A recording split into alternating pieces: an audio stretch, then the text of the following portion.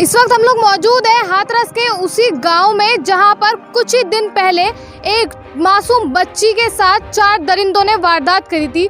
हम उसी गांव में पहुंचने वाले हैं चंद मिनटों में, लेकिन उससे पहले हम आपको दिखाना चाहते हैं कि यहां पर इसी गांव में कुछ टाइम पहले पुलिस प्रशासन इतना तैनात था। हमारे सहयोगी आपको दिखाएंगे यहाँ पर कि पुलिस प्रशासन इतना था यहाँ पर, लेकिन अब यहाँ पर कहीं पर भी पुलिस प्रशासन नहीं है, लेकिन सिर्फ कुछ ही जगहों पर पुलिस प्रशासन को खड़ा करा दिया है।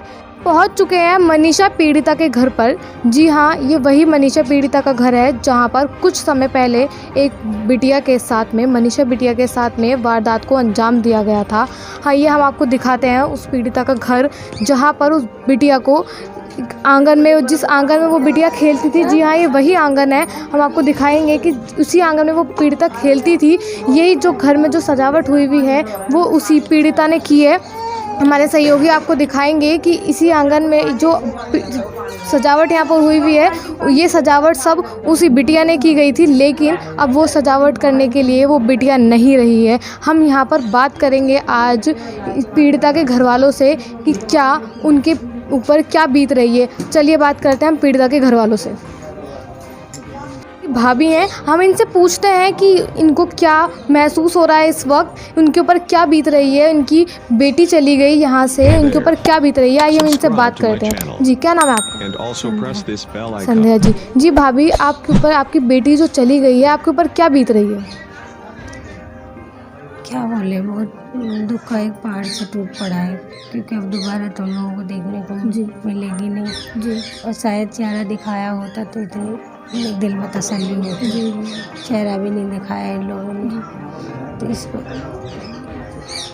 तो ये कह रही हैं कि इनकी बेटी का इनको चेहरा तक नहीं दिखाया गया था, तो ये क्यों नहीं दिखाया गया? किसने आपको चेहरा नहीं दिखाया?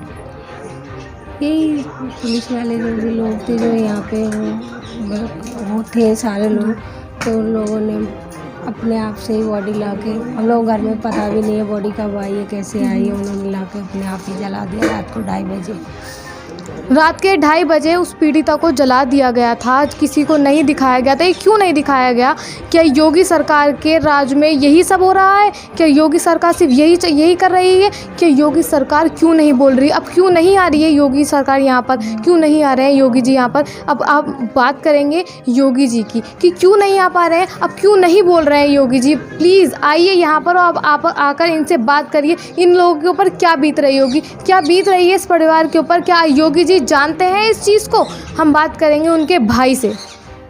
आए दिन योगी सरकार की होते हुए भी, योगी सरकार के चलते हुए भी आए दिन हर देश में बलात्कारों के कारनामे सुनने को मिलते हैं। कभी बुलंदशहर, कभी अलीगढ़, कभी हाथरस, कभी मेरठ, तो कभी कहीं और। ये आखिर कब तक चलेगा? कब तक योगी सरकार परिवारों को 25-25 लाख रुपए दे देकर चुप कराती रहेगी? आखिरकार क्यों हो रहा है ये सब? क्या योगी सरकार यही चाहती है कि 25 लाख रुपए देकर मैं उसको चुप करवा दूं, उस परिवार को चुप करा दूं, और उसके बाद फिर दोबारा से किसी बेटी के साथ यही काम हो, उसके बाद भी एक और काम हो उसी बच्ची के साथ में? ऐसा आखिरकार क्यों योगी सरकार कर रही है?